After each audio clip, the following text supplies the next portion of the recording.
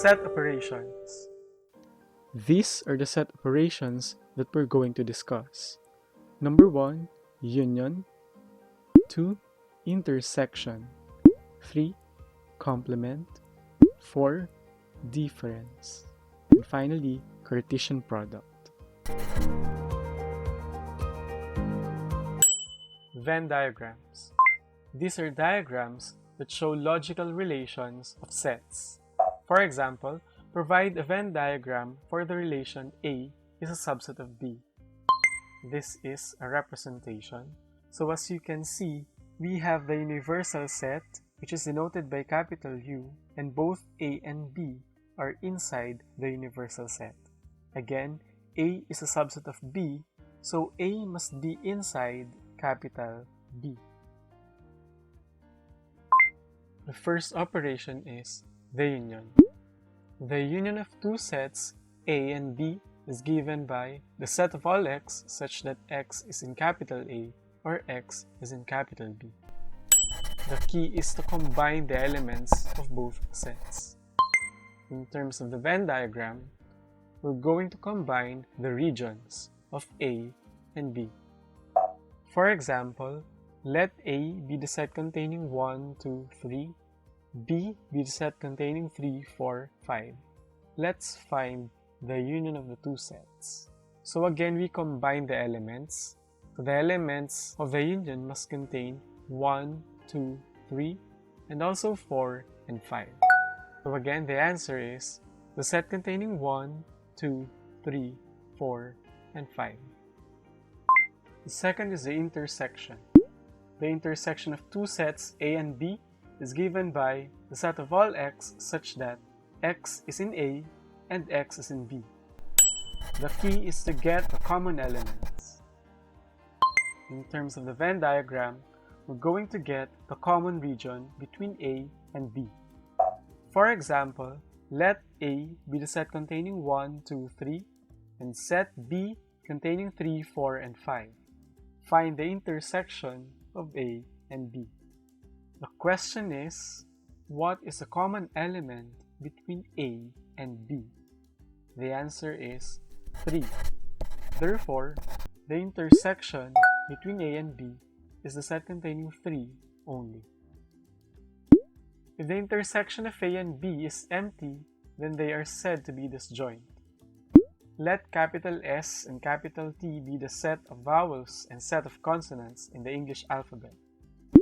Question: what is the intersection between S and T? Since there is no vowel and consonant at the same time, the intersection is empty. Next question: are S and T disjoint? Since the intersection is empty by definition, the answer is yes, they are disjoint. Number 3, complement of a set. The complement of A is given by the set of all x such that x is in the universal set and at the same time x must not be an element of A. The other notation is A prime. In terms of the Venn diagram, we're going to consider the elements which are inside U but outside A. For example, let A be the set containing 1, 2, and 3 with the universal set containing 1, 2, 3, 4, and 5. Question: what is A complement or the complement of A? So we're going to get rid of those elements which are in A but are elements of U. So we are left with 4 and 5. Therefore, the answer is the set containing 4 and 5. Number 4, difference. The difference of A and B is given by the set of all x such that x is in capital A but x is not an element of capital B. This is the Venn diagram. The red part represents A minus B. For example, let A be the set containing 1, 2, 3 and B set containing 3, 4, and 5.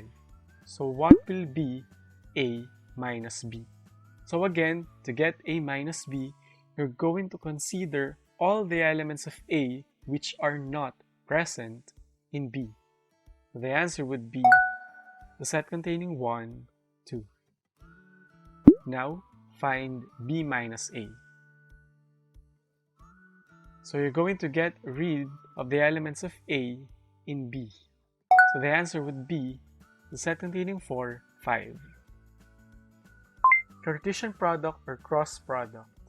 The Cartesian product of a and b is given by this set, the set of all ordered pairs xy such that x comes from a and y comes from b. Example, let a be the set containing 1, 2, 3 and b contains 0 and 1. What will be a cross b? Again, to get a cross b, we're going to pair the elements of a with the elements of b. So let's do that. So the first ordered pair has the first component 1 and second component 0. The second ordered pair 2, 0 and the third one 3, 0.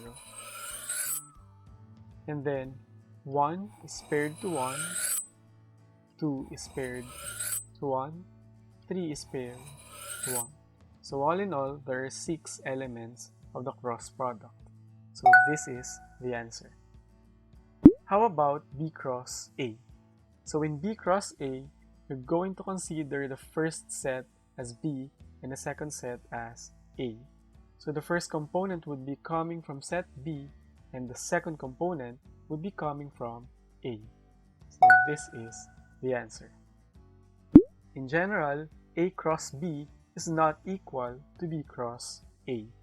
For finite sets A and B, the number of elements or cardinality of A cross B is equal to the product of the cardinalities of A and B. In our example, the number of elements of A and B are 3 and 2 respectively. Thus, the cardinality of the Cartesian product is 3 times 2, which is 6. We now go to another exercise. Let P be the set containing 1, 2, 3, Q, 2, 4, 6, R with elements 4, 5, 6, and 7, and then the universal set U equals the set containing 0, 1, 2, 3, 4, 5, 6, and 7. Let's evaluate P intersection Q union Q intersection R as given. The first thing is to get P intersection Q. So this is set P, this is set Q. Since we are talking about the intersection, then we're going to get the common elements between P and Q. The common element is 2.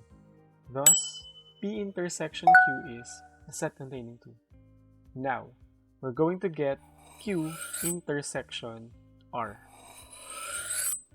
Again, this is Q, and then this is R. So we are talking about the intersection, so we're going to get the common elements between Q and R. The common elements are 4 and 6. And then, we're going to get the union of these two sets. When we are talking about union, we should combine all the elements of the two sets. Thus, this is the answer. Same example, we're going to get P minus Q complement. The first step is to get Q complement. With respect to the universal set Q, we're going to get all its elements except which are those in Q. So we're going to cross out 2, 4, and 6. Hence, we are left with 0, 1, 3, 5, and 7. So this is Q complement. And then we're going to get the difference P minus Q complement. This is P. We're going to get all of its elements except those in Q complement. So the answer will be a set containing 2.